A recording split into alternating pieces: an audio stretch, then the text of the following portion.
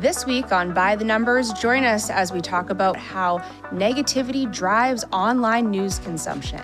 So sit back, grab a cup of coffee, and join us as we take you through the numbers.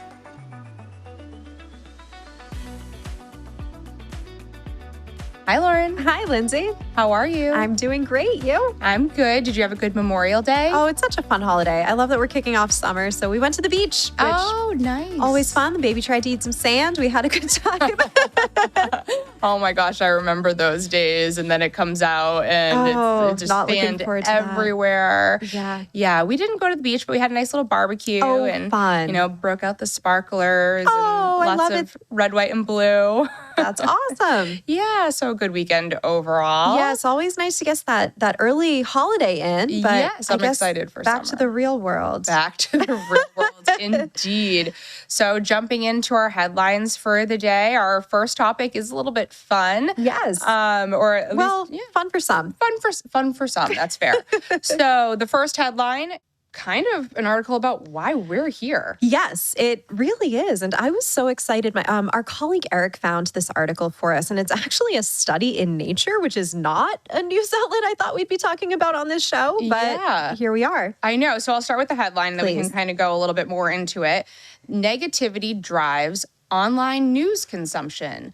Yes. So not necessarily an article that we're looking to put numbers to. I'm sure you have numbers. I have numbers. But, it's not necessarily something that we are talking about in terms of what's driving the economy, but rather what's driving folks to these articles that allow us the platform to talk about and put numbers to and try to calm the noise of. Exactly. And I think, again, we've said it a few times on this show before, but as we're headed into this election year, I think this is more important than ever to cut through the noise and the stories and the frenetic energy out there.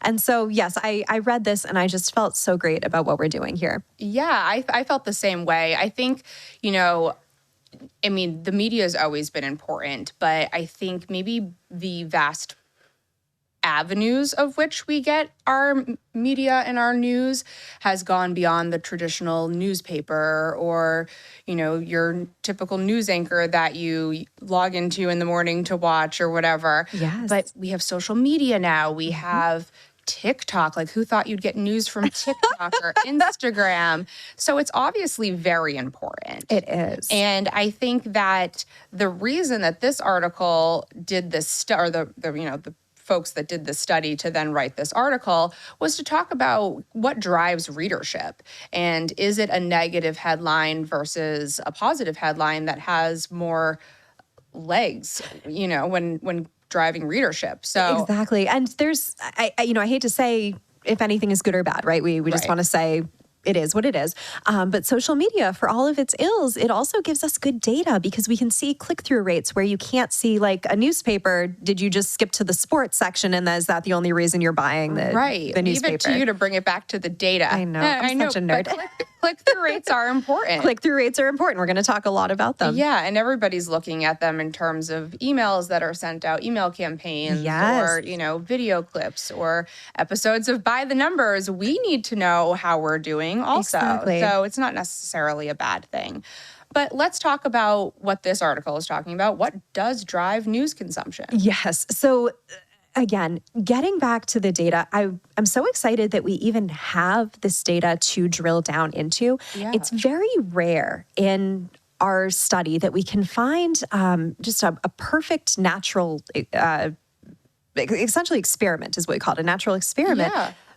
We as economists, we can look at trends and we can find correlation, but it's very hard to make the jump from correlation to causation. You'll hear all of your nerdy econ friends say that all the time. So what happened was Upworthy, which many people know of. It's one of the fastest growing news outlets, but they were also one of the first to get those kind of clickbait style headlines. They were very early adopters. They started in 2012 and they really ramped up on the types of headlines that get clicks. So they were actually probably the first that was looking into how do we drive more readership through the word choice? If not the first, then one of the very, very early adopters Okay. that saw this opportunity to the point that their editors, when they had an article published, they would come up with up to 25 different headlines and see which one resonated. So we have this amazing data source of saying, well, what did people click on for the same content? Because that's critical. It's not just there's a positive news story and a negative news story. Which one do I click on? Maybe I like the content better in one versus the other. It's about a celebrity I know versus about tariffs. Right. I don't know. Yeah. So to two very opposite ends of the spectrum there.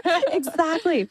And so we've always had this kind of thought that humans like to avoid pain. Like we have a bias to avoid negativity. So our threat response essentially is much more active than seeking out rewards. That's why we tend to like negative headlines. We don't like them, but we want to read them. Yeah. All right. So that's kind of taking the psychology behind, what drives. I've heard before, sure, you have all these people that make their vision boards, but go ahead and make a fear board and see how much faster you achieve your goals. I love that. Fear drives. Fear drives. And in this context, if fear gets you clicks, gets you readers, I mean, we see it to some degree in traditional news media. You think, like the New York Times, old editors, they had this tagline, if it bleeds, it leads. And so we've seen this mentality before.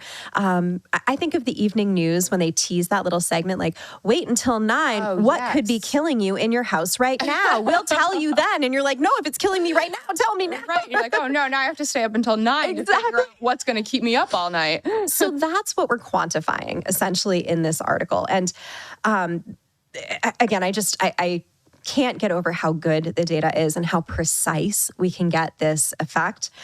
Essentially, many things can influence click-through rates.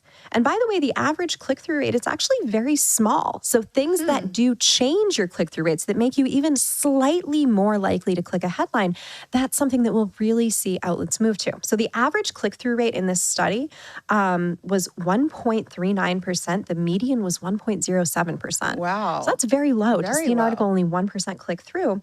But there was a very, very heavy skew to this distribution. That means that 99% of news articles had a click-through rate below 6%. There were very, very few articles that more than 6% of people actually clicked on. Wow, they should be really proud of their marketing genius. Exactly. In that 1%. Right. If I hit 7% click-through rate, I'd be like, oh, that sounds terrible. But apparently that is just rock star Yeah, it behavior. Sounds like it. So what we find is that, again, as the headline said, negative words in the headline did cause higher click-through rates. And they quantified this to say that each negative word in an average length headline increased the click-through rate by 2.3%. So again, a fairly big impact when we're really looking at the margin. So each word that was negative in connotation increased the click-through rate by 2.3%. Yes. So when you're working with just a small click-through rate in general, each word carries a lot of weight is what I'm hearing. It does, yes. And each negative word actually carries more weight. Right. They found that each positive word in the headline actually decreased the click-through rate by 1%. Really? So it wasn't just that we click more on negative, we actually also click less on positive news stories. Interesting. So we're just kind of scrolling through the headlines and being like, that's good news, that's good news. What is this bad news? Just surrounds ourselves with doom and gloom, I guess. We are doom and gloom. And what was really interesting is that during this time, Upworthy, the news outlet, they actually branded themselves as a positive news outlet, somewhere like Upworthy, right? Sounds great and sunny. All while knowing that the science and their research behind things was actually to put more negativity in the headlines. That was the result. I don't know if they knew it at the outset, but they were the ones that found it, so I'll still give them credit. Now, other things did also influence click-through rates. So the length of headline or the complexity, if it's a really hard to kind of decipher what they're saying, that tended to decrease click-through rates. If it's a long headline, interestingly, that got a few more clicks. But I found, and maybe this is why Upworthy is a positive news outlet, there actually were more positive words. They were much more prevalent than negative words in the study. So of all words in headlines, 2.83% were positive and only 2.62% were negative. Okay. But those negative ones are the ones that got results. Interesting. So I guess it's kind of like which one, when you're writing an article, which one do you choose? You want the click-through Absolutely. rate, but the positive headlines, allow you to have a better reputation. Maybe. Yeah. Although I don't know if they would necessarily end up on our show if they were positive. That's true. I mean, we get some pretty lengthy headlines through here too. We do. Sometimes I feel like you're just reading for like 20 minutes. I Right. can tune out. Or I stumble over some of the words, like you said, if they're difficult to read or they're kind Never. of, punctuated weird, they're difficult to read sometimes. So, but again, that's why we're here. That's why we're here. So, Lyndsay, I don't get to do this often. I have a question for you. Oh, okay. Take a guess. They divided the topic of, which section, right, is this headline in. So we looked at where was the strongest effect and where was the weakest effect. If you had to guess, which category of news coverage would you say that negative headlines drove the most news consumption? Well, I'm going to say for the hopes and dreams of our show here on By the Numbers that it's the economy. It was. Yes, Yeah? It was government and economy. When they had a negative word in the headline, there was a stronger effect than, say, pop culture or, sports or whatever else. I should have guessed politics because I think you would tend to click on a negative headline if it was about somebody I guess if it was about somebody that you were planning to vote for or somebody you were planning not to vote for. Exactly. And again, like we've talked about these headlines that can cause a little bit of fear. They're buzzy. I don't want to call them clickbait. They're not all clickbait. Right. But they're triggering that emotional response in us. And emotional responses, like you said, that fear driver, it gets us to behave a different way. It gets us to believe in a different candidate. Go vote for that different candidate. Right. They certainly serve a purpose. And I don't think, sometimes we do refer to that word clickbait as a negative thing. But if we're being honest, and we're all business-minded economists and trusted advisors here at ITR, yes, those news outlets are putting in click-worthy or clickbait words and verbiage that is going to drive readership, which is their job. That is their job. They're doing their job well. Yeah, they are. And it allows us to be able to do our job well, because if you're clicking on the negative headlines or our viewers are clicking on the negative headlines, chances are they've read the article and they want to know what their trusted advisors at ITR are thinking, in turn, maybe not thinking, but being able to prove with our insights and our numbers and that unbiased, data-driven approach that we're constantly talking about. Exactly. And so if you have a headline that you're saying, this seems a little bit odd, this is at odds, please send it to us. Yeah. I mean, we love getting those requests from clients, or just, hey, I read something interesting. What do you think about this? Right. We want to talk about what you care about, for sure.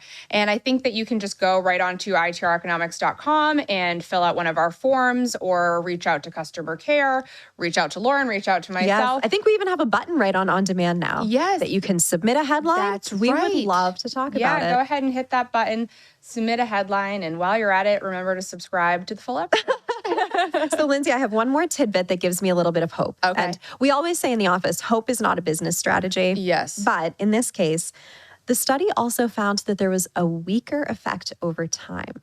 So what I took that to mean is that these clickbait type headlines, this really strong effect, it was most effective when these headlines were new, when people hadn't seen them. Okay. And maybe we're having an impact here that people are seeing through the noise, are looking for the data. They're not falling victim to that mental trap, that human bias. Right. We're going to go click on the negative headlines. So I took that as a little glimmer of hope for our clearly intelligent consumer base. Yeah. And, maybe they can say like, oh, we already heard about that topic on By the Numbers. We already know where ITR stands and the actual numbers that go behind that topic. Let's move on and find a different article that might be news to us. Exactly. Yeah. And hopefully one that's fair, balanced, not biased, apolitical. Well, no, gets to because the data. then we wouldn't have a job anymore. That's true. So, it's an ideal utopia, but not the one we live in. We need the juicy articles to be able to, do what we do best here in Studio A. Yeah, send us the good stuff. Yeah. But until then, we'll be cutting down the buzz. Yes, yep, definitely.